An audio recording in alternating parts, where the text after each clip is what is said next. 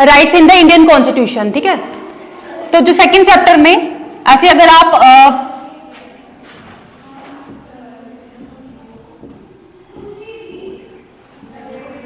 Indian constitution में अगर आप स्टडी करोगे तो बड़े सारे राइट्स है, जैसे फंडामेंटल राइट्स है, ठीक है, कॉन्स्टिट्यूशनल राइट्स है, बट सेकंड चैप्टर में हमने पर्टिकुलर किसको स्टडी करना है, फंडामेंटल राइट्स को, ठीक है। तो फर्स्ट ऑफ ऑल जब हम फंडामेंटल राइट्स को स्टडी करते हैं तो हमें सबसे पहले पता होना चाहिए कि राइट्स क्या है। What are rights? Yes, they are claims, ठीक है। तो अगर राइट्स को मैं एक्सप्लेन करूं तो राइट्स क्या है? They are entitlements. They are entitlements. Entitlements means जब कोई एक पर्सन, एक सिटीजन क्या है, इंटाइटल्ड है एक फैसिलिटी पाने के लिए, ठीक है। फॉर एग्जाम्पल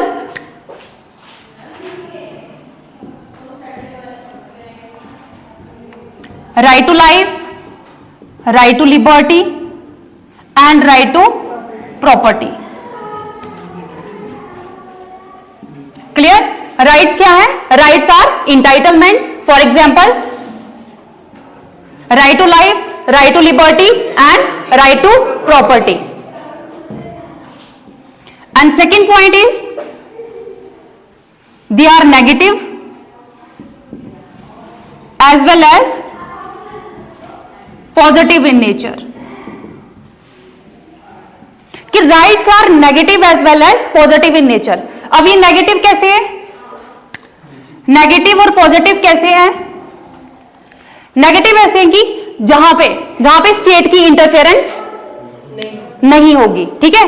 हमारी पर्सनल लिबर्टी में जहां पे स्टेट की इंटरफेरेंस नहीं होगी, स्टेट कोई एक्ट नहीं करेगी, उसको हम बोलेंगे नेगेटिव राइट। और पॉजिटिव राइट में क्या होगा? स्टेट की इंटरफेरेंस होगी। जैसे for example right to equality. तो जब हम राइट टू इक्वालिटी को देखते हैं तो यहां पे स्टेट की इंटरफेरेंस होगी। क्यों होगी? क्योंकि फॉर एग्जांपल जैसे हमारी मिनॉरिटीज है, ठीक है, तो मिनॉरिटीज को अपलिफ्ट करने के लिए स्टेट को इंटरफेयर करना पड़ेगा।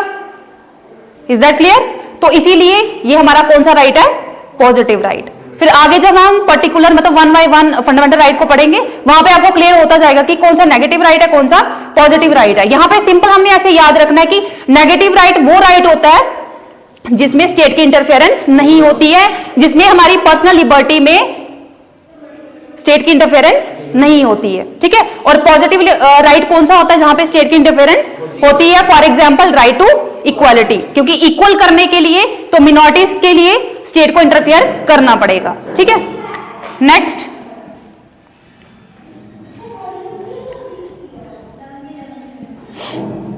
Rights are correlated with duties. कि राइट्स, फर्स्ट ऑफ ऑल हमेशा याद रखना कि जो राइट्स है वो कभी भी एब्सोल्यूट नहीं होते। बिकॉज अगर एक पर्सन को, एक सिटीजन को एक राइट होता है तो उसको ये नहीं कि राइट है वो कुछ भी कर सकता है, उसको हमेशा ध्यान रखना पड़ता है कि वो नेक्स्ट पर्सन, नेक्स्ट सिटीजन के राइट का भी ध्यान रखे। तो दैट्स व्हाई राइट्स कभी भी एब्सोल्यूट नहीं होते। और हमेशा ये most of the communist countries में, लास्ट क्लास में मैंने आपको बताया था कि जो राइट्स है वो हमेशा, इंडिया में ऐसा कुछ नहीं है, इंडिया में ऐसा कुछ नहीं है, but most of the communist countries में क्या है कि जो राइट्स हैं वो हमेशा कोरिलेटेड, मतलब अगर आपको एक राइट मिला है तो उसके साथ में आपको एक ड्यूटी भी निभानी पड़ती है, ठीक है। इंडियन कॉन्स्टिट्यूशन में भी फंडामेंटल ड्यूटीज है, लेकिन ये नहीं है कि अगर आपको राइट्स मिले तो आपको फंडामेंटल ड्यूटीज निभानी है। अगर ड्यूटीज आप अगर नहीं भी निभाते हो तो भी आप राइट को एंजॉय कर सकते हो। लेकिन most of the communist countries में क्या सिस्टम है वहां पे कि अगर आपको कोई एक राइट मिल रहा है तो उसके साथ साथ आपको एक ड्यूटी भी परफॉर्म करनी पड़ेगी। तो हमेशा याद रखना कि they are correlated with duties and rights are not absolute.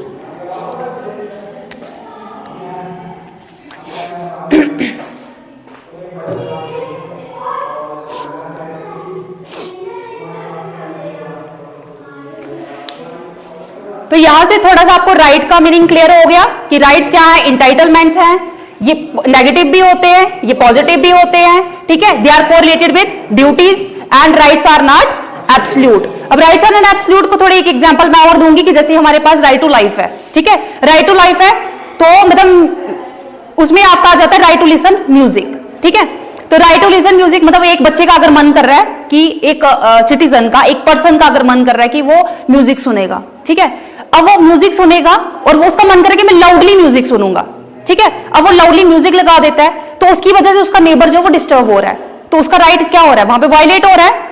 तो ठीक है, वो अपना राइट एंजॉय करे, वो म्यूजिक सुने, लेकिन उतनी आवाज आनी चाहिए कि उससे दूसरा पर्सन जो है वो डिस्टर्ब नहीं हो, ठीक है। तो इसीलिए राइट्स आर नॉट एब्सोल्यूट। हमेशा राइट्स कैसे चलते हैं कि अगर हम अपना राइट एंजॉय कर रहे हैं तो हमें दूसरे के राइट का भी ध्यान रखना है।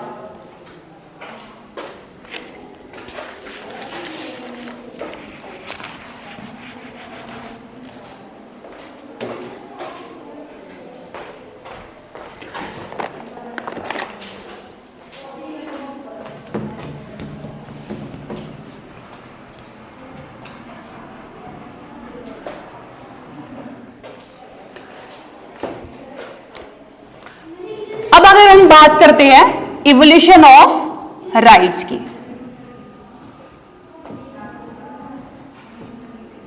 कि ये राइट्स का कंसेप्ट आया कहां से, ठीक है, ये राइट्स की बात दुनिया में फर्स्ट टाइम कहां से स्टार्ट हुई, ठीक है। तो ये स्टार्ट हुई 1215 की बात है, इंग्लैंड में एक किंग,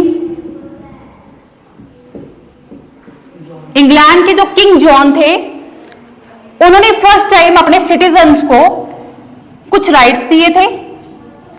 उसमें राइट टू लाइफ था, right to liberty and right to property था। और यही 1215 में क्या होता है कि इंग्लैंड के किंग जॉन ने एक रिटन डॉक्यूमेंट लिखा, ठीक है, एक रिटन डॉक्यूमेंट रिलीज किया जिसमें कुछ राइट्स की बात की गई, ठीक है। और उन राइट्स में क्या क्या था, right to life, right to liberty and right to property. तो 1215 से पहले क्या था कि वहां उनको जो सिटीजन्स थे उनको राइट्स नहीं थे, ठीक है। तो अब सिटीजन्स को रियलाइज होने लगा कि हमें राइट्स भी चाहिए, ठीक है। तो उस टाइम जो वहां के सिटीजन से उन्होंने रिवॉल्ट करना स्टार्ट किया, विद्रोह किया उन्होंने। और क्या हुआ कि जो ये किंग जॉन थे इनको लगा कि अगर मैं कुछ राइट्स नहीं दूंगा तो मेरे लिए यहाँ पे अपनी सत्ता को बना के रखना थोड़ा मुश्किल हो जाएगा। तो उन्होंने क्या किया, कुछ राइट्स दे दिए अपने सिटीजन्स को, ठीक है। तो फर्स्ट टाइम यहीं पे जिक्र हुआ था राइट्स का 1215 में, ठीक है। क्या क्या राइट्स थे वो, right to life, right to liberty and right to property, ठीक है। एंड 1215 मतलब इसी को बोला गया मैग्ना कार्टा, ठीक है। तो मैग्ना कार्टा क्या है, एक रिटन डॉक्यूमेंट था 1215 में, किंग जॉन ने इसको रिलीज किया था। इसमें right to life, right to liberty and right to property दिए गए थे अपने सिटीजन्स को, ठीक है। तो फर्स्ट टाइम यहीं से ये राइट्स का मतलब जिक्र हुआ था, राइट्स वर्ड निकल के आया था, ठीक है। 1215 के बाद हम पहुंचते हैं 16th सेंचुरी में, 16th सेंचुरी में। तो 16th सेंचुरी में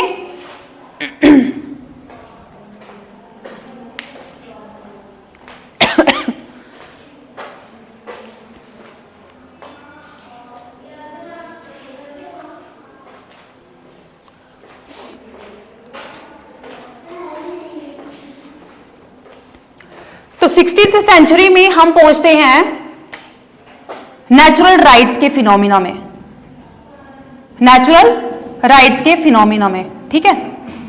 तो नेचुरल राइट्स क्या होते हैं, नेचुरल राइट्स वो राइट्स होते हैं that are given by the state of nature, state of nature मतलब गॉड, कि कुछ राइट्स जो हम बाय बर्थ लेके आए हैं, जो हमें स्टेट ऑफ नेचर ने दिए हैं, उन्हें हम क्या बोलते हैं, नेचुरल राइट्स। और उसमें कौन कौन से राइट्स आ जाते हैं, right to life, right to liberty and right to property, ठीक है। लास्ट टाइम का अगर आप पेपर देखो तो उसमें आपको 2 मार्क्स का क्वेश्चन भी आया था कि व्हाट आर नेचुरल राइट्स। तो उसका आंसर कैसे लिखोगे आप, कि rights that are given by state of nature. वो स्टेट ऑफ नेचर कौन है, गॉड। एंड कौन कौन से राइट्स है, right to life, right to liberty and right to property. Is that clear. And then 16th century के बाद हम पहुंचते हैं 1948 में।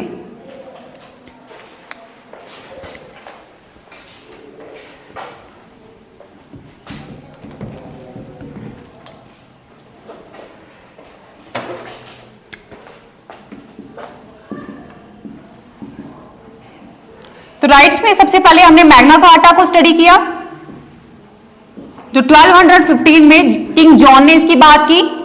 नेक्स्ट हम 16th सेंचुरी में 16th सेंचुरी में हम आ जाते हैं नेचुरल राइट्स के फिनोमिना में, नेचुरल राइट्स के फिनोमिना में। देन 1948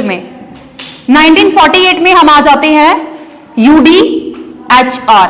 UDHR मतलब universal declaration of human rights, ठीक है। अब इसमें क्या होता है कि यूनाइटेड नेशन के जितने भी मेंबर कंट्रीज होती हैं वो क्या करते हैं कि एक रिटन डॉक्यूमेंट रिलीज करते हैं, ठीक है।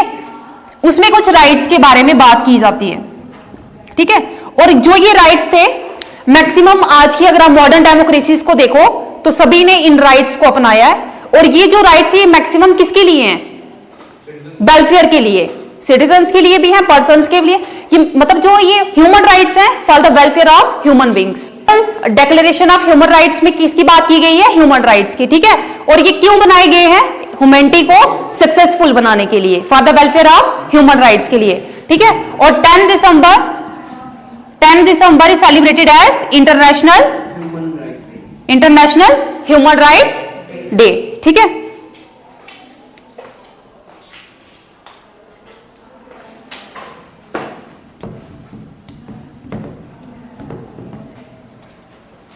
तो सेकेंड चैप्टर में हमने फंडामेंटल राइट्स के बारे में पढ़ना है, लेकिन उससे पहले कुछ बच्चों को डाउट्स रहता है। डाउट क्या रहता है कि fundamental rights,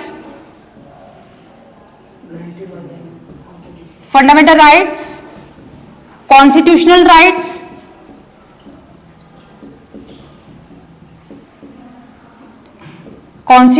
rights, and legal rights में क्या डिफरेंस है, ठीक है। तो फंडामेंटल राइट्स वो राइट है जो इंडियन कॉन्स्टिट्यूशन के 3rd पार्ट में, यस, ठीक है। Fundamental rights are those rights which are inserted in the part 3rd of the Indian constitution, ठीक है। And it starts from article 12 to 35, ठीक है। मतलब जो पार्ट 3rd है इंडियन कॉन्स्टिट्यूशन का वो डील करता है फंडामेंटल राइट्स से, ठीक है। अब कॉन्स्टिट्यूशनल राइट्स, फंडामेंटल राइट और कॉन्स्टिट्यूशनल राइट्स में फर्क है, ठीक है। वो राइट्स जो कि फंडामेंटल राइट्स में नहीं है, जो पार्ट 3rd में नहीं है, पार्ट 3rd से अलग है, ठीक है, उनको हम बोलते हैं वो कॉन्स्टिट्यूशन में है बट वो पार्ट 3rd में नहीं है, ठीक है। वो कहां पे है? नॉट इन पार्ट 4th, वो पार्ट 3rd से बाहर है। जैसे कि फॉर एग्जाम्पल आपका आर्टिकल 31 राइट टू प्रॉपर्टी, ठीक है। पहले ये क्या था? हमारा एक फंडामेंटल राइट था। जैसे आपका आर्टिकल 31 था राइट टू प्रॉपर्टी, ठीक है, बाद में वो डिलीट हो जाता है, ठीक है, डिलीट कर दिया क्या? उसके पीछे भी कुछ रीजन था, क्योंकि बहुत सारे रीजंस थे, बहुत सारे इश्यूज क्रिएट हो रहे थे, और जिस राइट को लेके बहुत सारे इश्यूज होंगे वो फंडामेंटल राइट में इंक्लूड नहीं हो सकता। सो दैट्स वाई उसको वहां से डिलीट कर दिया गया और उसको क्या एक कॉन्स्टिट्यूशनल राइट बना दिया गया अंडर आर्टिकल 300A, ठीक है। तो कॉन्स्टिट्यूशनल राइट आपको क्लियर हो गया कि वो राइट्स जो पार्ट 3rd में नहीं है, ठीक है। उसके बाद लीगल राइट्स, जो लीगल राइट्स वो हैं जो कि कॉन्स्टिट्यूशन में नहीं है, ये पार्लियामेंट के द्वारा एक अलग से कानून के अंडर बनाए जाते हैं। जैसे कि फॉर एग्जांपल आपका MG NREGA,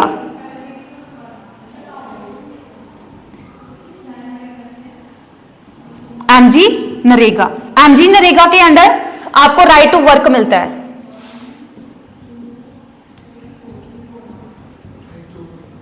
right to work, काम करने का अधिकार, ठीक है। तो ये आपका लीगल राइट है, ठीक है। उसके बाद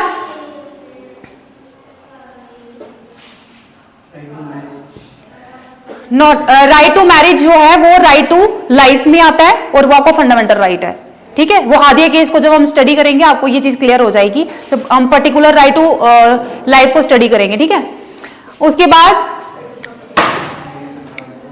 अगर maternity leave, right to maternity leave, अगर क्या होता है कि प्रेगनेंसी के टाइम पे या फिर डिलीवरी के टाइम पे, उस टाइम क्या होता है कि अगर कोई वर्किंग वूमेन है उसको छुट्टी मिलती है, ठीक है, तो वो उसका ना फंडामेंटल राइट है ना उसका कॉन्स्टिट्यूशनल राइट है, वो कौन सा राइट है, उसका लीगल राइट है। ठीक है, कि वो कॉन्स्टिट्यूशन में नहीं है, वो अलग से एक प्रावधान के अंदर बनाया गया है पार्लियामेंट के द्वारा।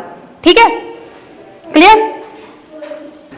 तो अब हम फाइनली पहुंचेंगे, स्टडी करेंगे फंडामेंटल राइट्स को।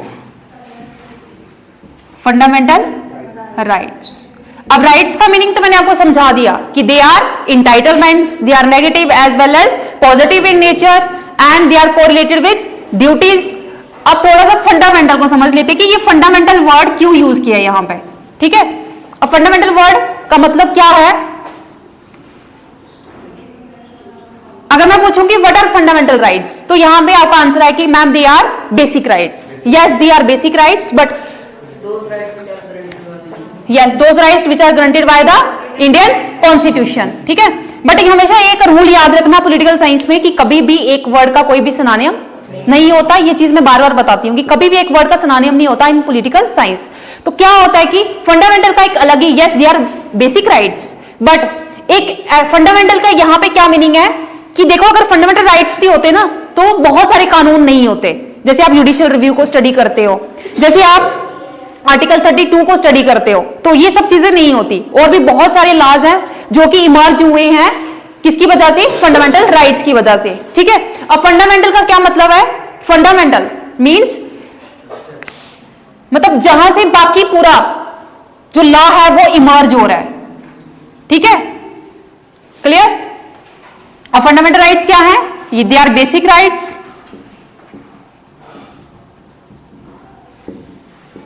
they are granted rights, yes basic human rights।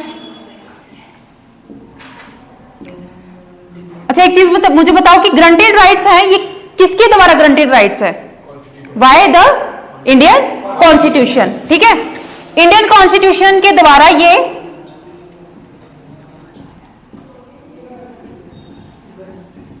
Granted rights है। तो मैं हमेशा ये चीज बोलती हूं कि guarantee word is useless without a guarantor. तो tell me who is the guarantor of fundamental rights, judiciary. Yes, guaranteed by Indian constitution and guarantor is judiciary.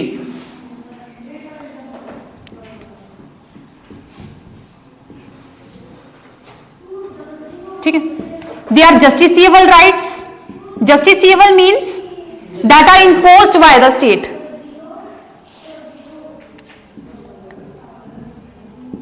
They are inserted in the part 3rd of the constitution।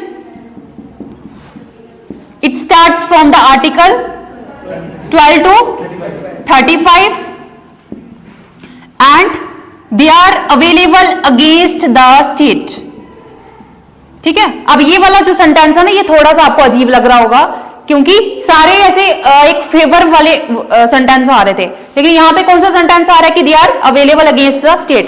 तो कैसे है, जैसे कि जब हम आगे fundamental rights को पढ़ेंगे ना तो ये चीज बड़े अच्छे से आपको क्लियर हो जाएगी। जस्ट यहां पे थोड़ा सा समझ लो कि अगेंस्ट द स्टेट कैसे अवेलेबल है, क्योंकि जब भी एक सिटीजन का, एक पर्सन का फंडामेंटल राइट जब भी वायलेट होता है तो वो स्टेट के अगेंस्ट भी जा सकता है। ठीक है, क्योंकि हमारे फंडामेंटल राइट्स क्या हैं, जस्टिसिएबल राइट्स है। ठीक है, और क्या होता है कि जब भी ये वायलेट होंगे तो हम स्टेट के खिलाफ, स्टेट के अगेंस्ट भी जा सकते हैं। ठीक है, जब मैं आपको आर्टिकल 12 पढ़ाऊंगी, फिर आगे जब एक एक 1 बाय 1 आपको फंडामेंटल राइट को समझाऊंगी, देन आपको क्लियर हो जाएगा कि अगेंस्ट द स्टेट कैसे होते हैं। ठीक है, जस्ट यहां पे इतना याद रखो कि they are available against the state.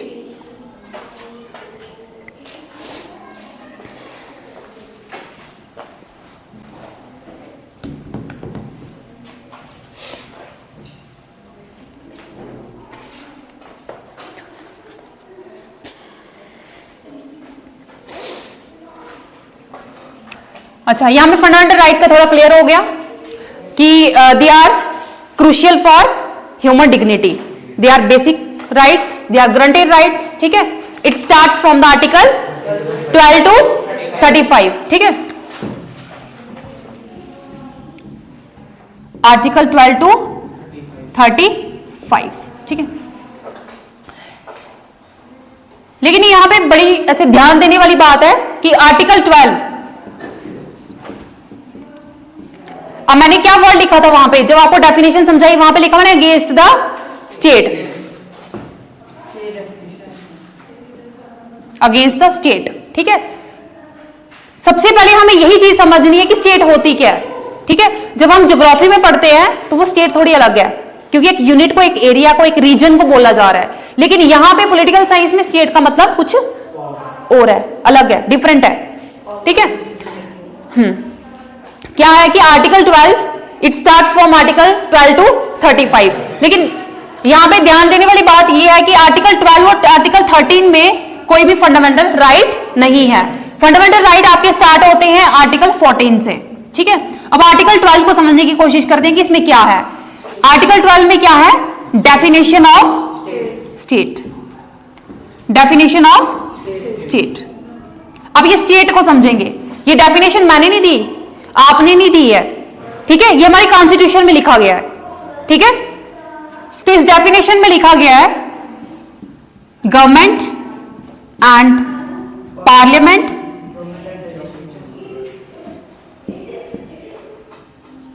government and legislature of each state, legislatures of each state, local authority,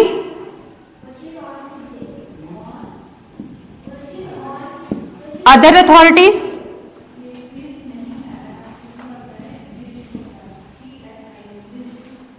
within the territory of India,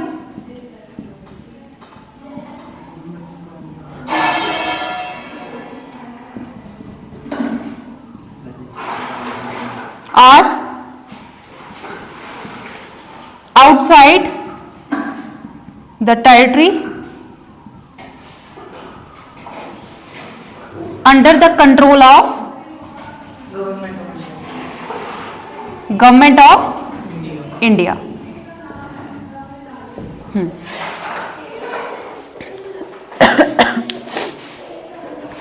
तो अब यहां पे स्टेट का मीनिंग समझो।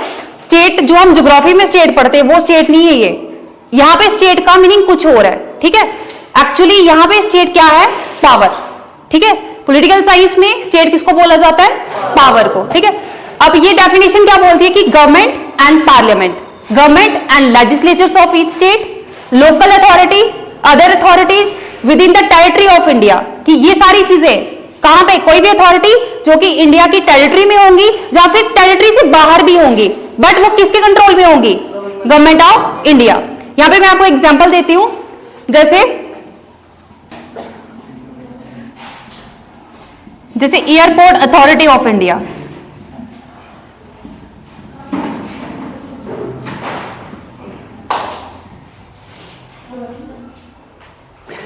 आर्टिकल 12 में क्या है, डेफिनेशन ऑफ स्टेट, ठीक है।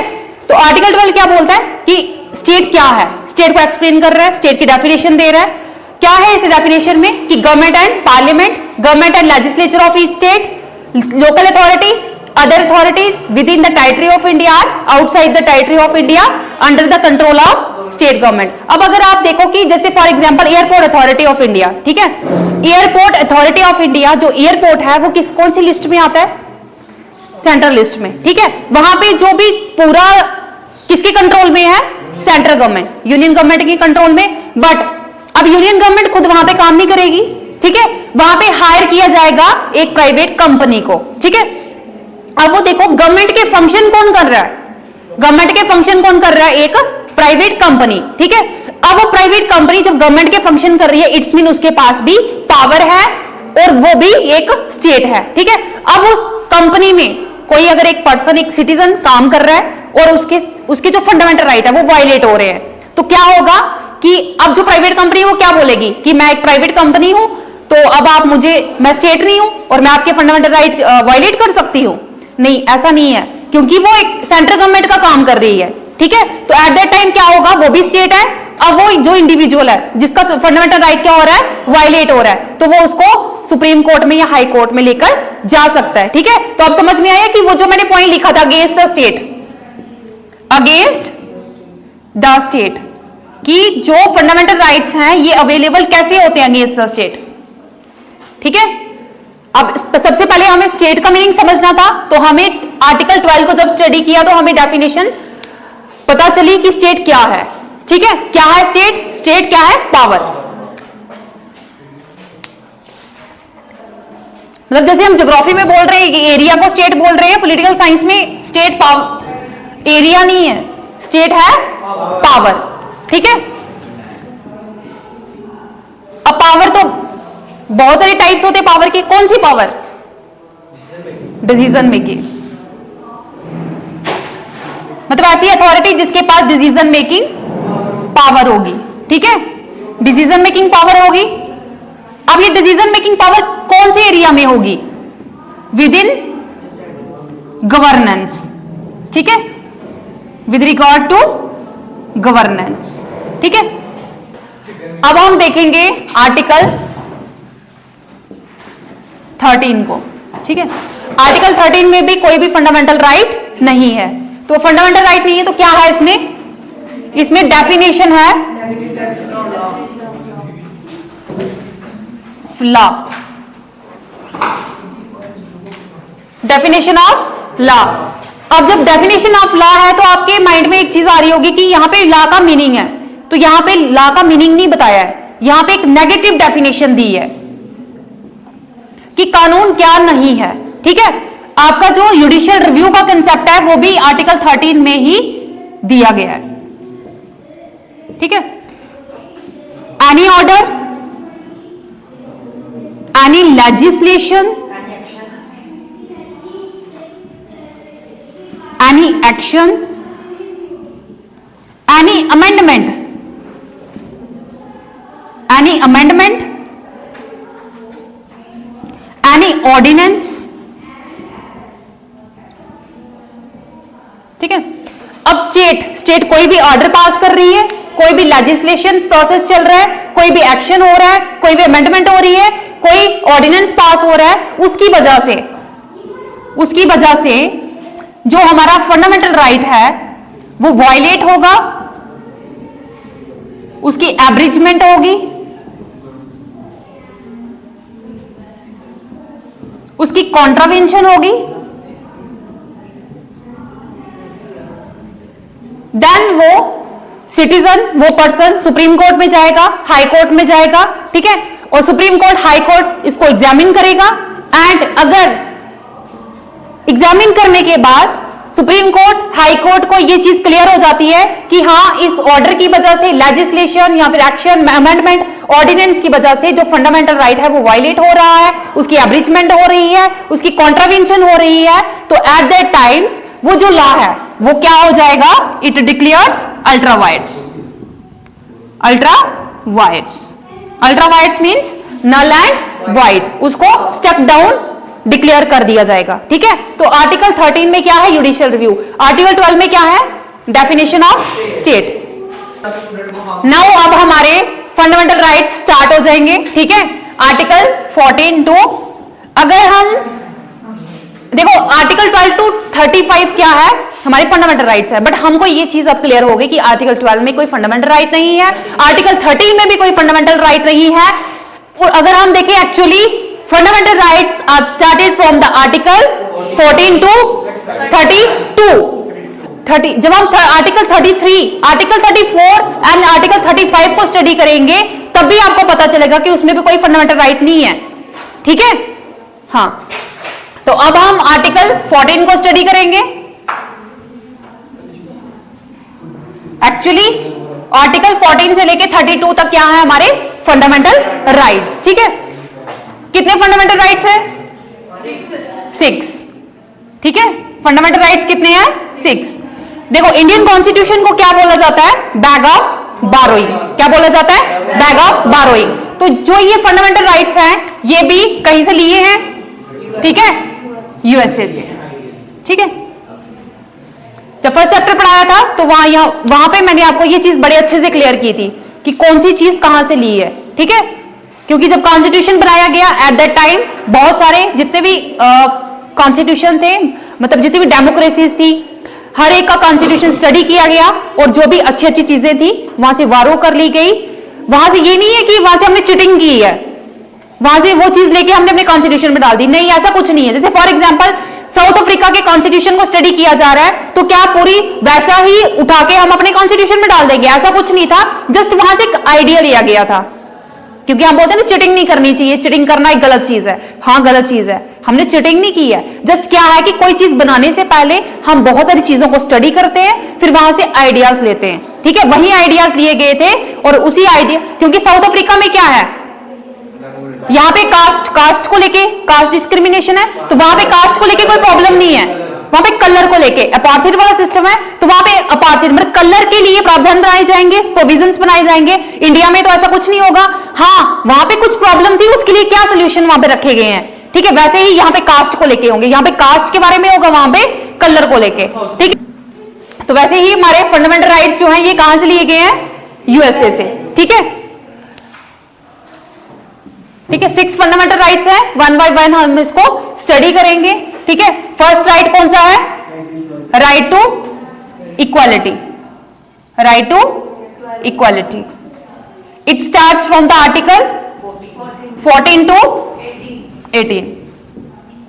ठीक है, ठीक है, राइट टू इक्वालिटी हमारा फर्स्ट फंडामेंटल राइट क्या है? Right to equality, it starts from the article 14 to 18। ठीक है, अब हम वन बाय वन इसको स्टडी करेंगे। ठीक है, article 14, article 15, article 16, article 17 and article 18। ठीक है, अब आर्टिकल 14 में क्या है?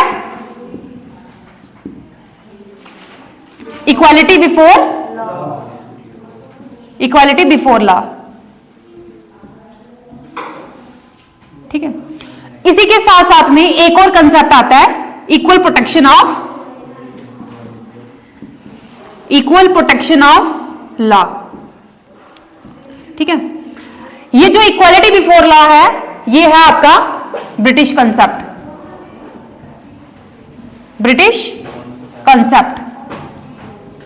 And equal protection of law है अमेरिकन कंसेप्ट। तो इंडियन कॉन्स्टिट्यूशन में ये दोनों है अमेरिकन कॉन्सेप्ट। ठीक है, अब ये ब्रिटिश कंसेप्ट है, ये अमेरिकन कंसेप्ट है। ठीक है, इंडियन कॉन्स्टिट्यूशन में ये दोनों है। अब थोड़ा सा इनमें फर्क क्या है वो समझ लेते हैं। इक्वालिटी बिफोर लॉ में क्या है? इक्वालिटी बिफोर लॉ, ठीक है, कि कानून की नजर में सब बराबर है। ठीक है, और इसमें क्या होता है? Equal treatment. और इक्वल प्रोटेक्शन ऑफ लॉ में क्या है? Reasonable discrimination.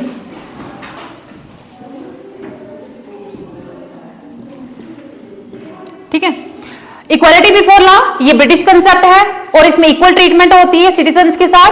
और इक्वल प्रोटेक्शन ऑफ लॉ क्या है? ये अमेरिकन कंसेप्ट है और इसमें रीजनेबल डिस्क्रिमिनेशन होती है। ठीक है, अब ये रीजनेबल डिस्क्रिमिनेशन क्या है कि देखो, जैसे मैंने आपको बताया कि equality before law, right to equality, मतलब यहां पे सब क्या है? बराबर। ठीक है, लेकिन सोसाइटी को लेवल करने के लिए मिनॉरिटीज को कुछ रिजर्वेशन भी देनी पड़ती है।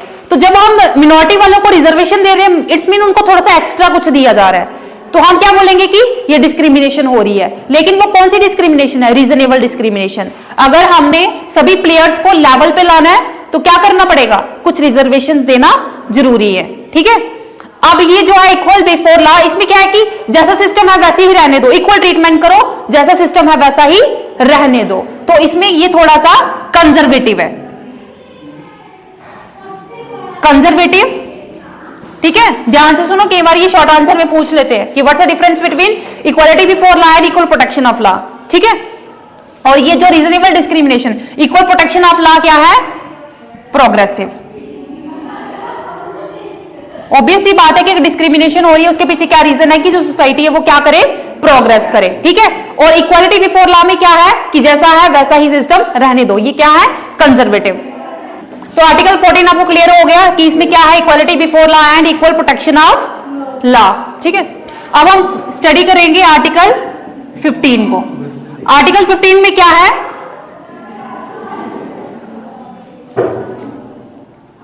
No discrimination. ठीक है, और याद रखना कि जो आर्टिकल 15 है इसमें 3 बार अमेंडमेंट्स हुई है। कितनी बार? 3 बार अमेंडमेंट्स हुई है और इसकी 3 सब क्लॉजेज है, सॉरी सब क्लॉजेज नहीं क्लॉजेज है, ठीक है, 3 क्लॉजेज है इसकी और 3 बार इसमें अमेंडमेंट हुई है।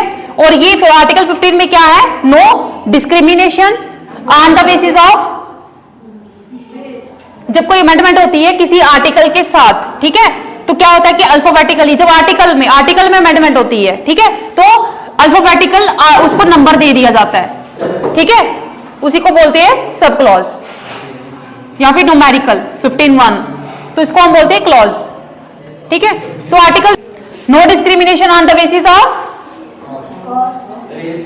Colour, caste, race, sex, place of birth, place of worth, ठीक है, कि कोई भी डिस्क्रिमिनेशन नहीं हो सकता on the basis of colour, caste, race, sex, place of worth पे, ठीक है, ये बोलता है आर्टिकल 15। और याद रखना कि 2006 में आर्टिकल 15 क्लॉज 5 को एक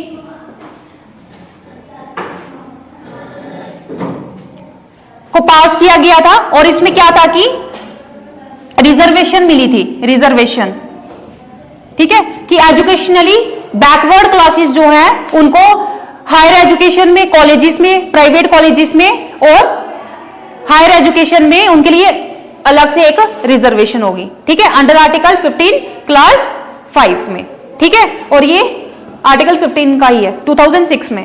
बाद आता है आपका आर्टिकल 16, ठीक है। आर्टिकल 14 में क्या था, इक्वालिटी बिफोर लॉ, ठीक है। आर्टिकल 15 में क्या है, नो डिस्क्रिमिनेशन, ठीक है। 2006 में आर्टिकल 15 क्लॉज 5 को एक प्रावधान मिल गया था कि इसके अंडर रिजर्वेशन मिलेगी एजुकेशनली बैकवर्ड क्लासेस को, कि उनको हायर एजुकेशन में और प्राइवेट कॉलेजेस में भी उनके लिए सिर्फ जो एजुकेशनली बैकवर्ड क्लासेस है उनको रिजर्वेशन मिलेगी वहां पे, बाकी वालों को नहीं, SC ST वालों को नहीं, सिर्फ एजुकेशनली बैकवर्ड क्लासेस को, कि उनके लिए स्पेशल वहां पे रिजर्वेशन होगी कि उन बच्चों को भी वहां पे एडमिशन मिलेगी, कहां पे, प्राइवेट कॉलेजेस में भी, ठीक है। उसके बाद आर्टिकल 16 में क्या आ जाता है, अपॉर्चुनिटीज। अपॉर्चुनिटीज किस चीज की, पब्लिक एम्प्लॉयमेंट की, पब्लिक एम्प्लॉयमेंट की, ठीक है। अब एम्प्लॉयमेंट को लेके भी कोई डिस्क्रिमिनेशन नहीं होगा, किस बेस पे, कलर के बेस पे, कास्ट के बेस पे, race, sex, place of worth के बेस पे। लेकिन यहां पे दो चीजें और एक्स्ट्रा है कि रेजिडेंस के बेस पे भी नहीं होगा। अगर एक स्टेट का सिटीजन, मतलब एक सिटीजन है, जैसे आप ले लो कि हिमाचल का एक पर्सन है और वो GNK में आके जॉब कर रहा है, या फिर वो शिमला में या फिर वो कोलकाता में जॉब कर रहा है, तो वो कर सकता है, ठीक है। मतलब रेजिडेंस को लेके भी कोई यहां पे डिस्क्रिमिनेशन नहीं होगा, एक स्टेट का इंसान दूसरे स्टेट में जाके जॉब कर सकता है। और साथ में डिसेंट, डिसेंट मतलब कि फैमिली को लेके, हेरिडिटी को लेके भी यहां पे कोई, कि जैसे आपकी एक फैमिली से अगर कोई एक अच्छी पोस्ट पे है तो उसी का बेटा आएगा, ऐसा कुछ नहीं है, वो एलिजिबिलिटी क्राइटेरिया होगा वहां पे। ये नहीं है कि अगर किसी के पापा वहां पे हैं तो उसका बेटा भी वहीं काम करेगा, ठीक है, तो उस बेस पे भी कोई डिस्क्रिमिनेशन नहीं होगा, ठीक है। आर्टिकल 16 क्लियर कि अपॉर्चुनिटीज मिलेंगी इसमें पब्लिक एम्प्लॉयमेंट को लेके, और कोई भी डिस्क्रिमिनेशन नहीं होगी, colour, caste, race, sex, place of work, residence and descent. हमेशा याद रखना कि आर्टिकल 15 में रेजिडेंस और डिसेंट के बारे में मेंशन नहीं किया है, और आर्टिकल 16 में रेजिडेंस और डिसेंट के बारे में मेंशन किया है, ठीक है। उसके बाद आता है आपका आर्टिकल 17। आर्टिकल 17 क्या बोलता है, एवोल्यूशन ऑफ अनटचेबिलिटी।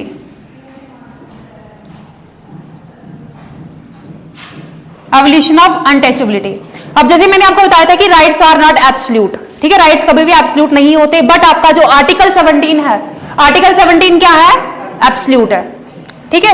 क्योंकि उस टाइम पे जब आपका कॉन्स्टिट्यूशन बनाया गया तो उस टाइम पे इंडिया की सिचुएशन कुछ ऐसी थी कि भीमराव अंबेडकर जी ने भी कुछ ऐसी चीजें देखी थी, कुछ ऐसी चीजों से उन्होंने सफर किया था, उनको पता था कि यहाँ पे सोसाइटी में कैसा सिस्टम है, तो उन्होंने जब ये वाला आर्टिकल इंसर्ट किया कॉन्स्टिट्यूशन में, एवोल्यूशन ऑफ अनटचेबिलिटी, तो इसको एब्सोल्यूट ये आर्टिकल है कि जब भी कोई अनटचेबिलिटी का केस आएगा वहां पे कुछ भी रिलैक्सेशन नहीं दी जाएगी, ठीक है, ये एब्सोल्यूट है। जब अनटचेबिलिटी का कुछ भी होगा तो उसको प्रॉपर उसकी सजा सुनाई देगी, ना कि उसके साथ कुछ रिलैक्सेशन उसको मिलेगी, ठीक है। हम याद रखना कि आर्टिकल 17 क्या है, एब्सोल्यूट।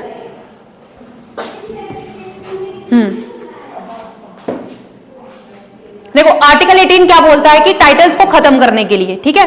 अब ब्रिटिश इंडिया में अगर आप देखोगे तो वहां पे बड़े बड़े जमींदार, जैसे जमींदार का टाइटल मिलता था, ठीक है, जमींदार का टाइटल मिलता था, राय बहादुर, ठीक है, खान बहादुर, ये टाइटल्स मिलते थे। तो अब क्या करते थे कि जिनको ये टाइटल मिल जाता था वो एक्सप्लॉइटेशन करता था, क्योंकि टाइटल मिल गया, अब उसको टाइटल से पावर मिल जाती थी, ठीक है। और वो जैसे कोई जमींदार, आपने देखा कि वो बहुत सारे जमींदार जो है वो जो छोटे वर्कर्स हैं उनकी एक्सप्लॉइटेशन करते थे। तो एक टाइटल के बेस पे क्या होता था, एक्सप्लॉइटेशन की जाती थी, ठीक है। तो अब इन टाइटल्स को इन्होंने अबॉलिश कर दिया, ठीक है। और साथ में कोई एकेडमिक,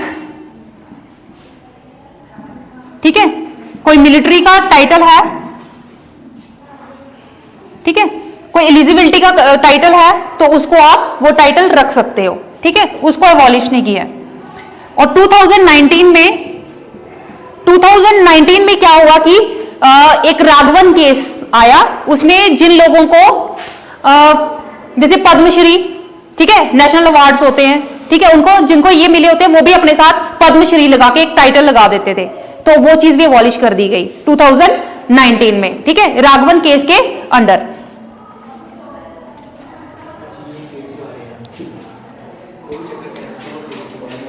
और आप फॉरेन से, ठीक है, फॉरेन से भी कोई टाइटल नहीं ले सकते हो। जैसे फॉर एग्जांपल आप ब्रिटिश इंडिया में ले लो, उस टाइम नाइटहुड का टाइटल मिलता था, जैसे हमारे पद्मश्री वगैरह होते हैं ना, तो वैसे ही वहां पे नाइटहुड का दिया जाता था फॉरेन से। लेकिन अब ये टाइटल भी हम नहीं ले सकते, अगर आपने लेना है तो आपको इंडियन गवर्नमेंट की परमिशन लेनी पड़ेगी, ठीक है।